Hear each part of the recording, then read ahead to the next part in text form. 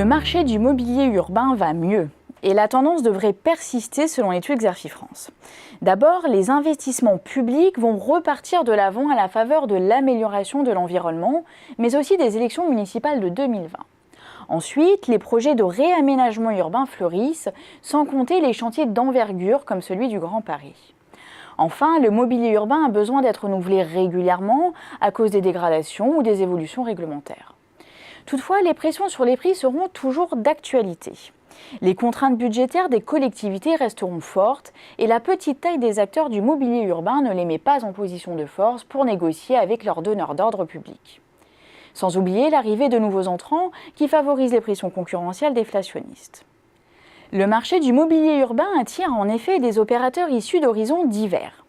Certains viennent de secteurs connexes, spécialisés dans la fabrication d'éléments en béton ou en métal, dans la signalisation routière ou encore dans l'affichage lumineux.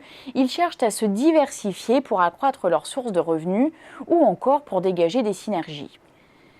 C'est justement l'objectif de la reprise de France Inox par MPS début 2017, opération qui vise à développer des coopérations entre les différents domaines d'activité stratégique de ces deux entreprises.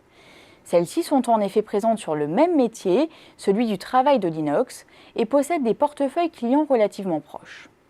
De nombreux fabricants et distributeurs généralistes se sont également positionnés sur le marché. Celui-ci compte aussi des spécialistes du mobilier urbain publicitaire, un segment dominé en France comme à l'international par JC Deco et Clear Channel Outdoor. Pour améliorer l'attractivité de leur offre et se différencier, les opérateurs du marché du mobilier urbain misent sur l'innovation.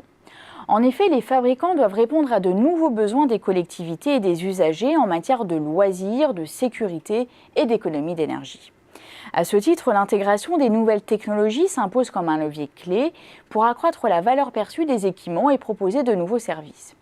Spécialiste de l'affichage dynamique, Cocktail Vision propose par exemple une colonne numérique à LED qui permet d'adapter les messages en temps réel selon les contextes et les besoins.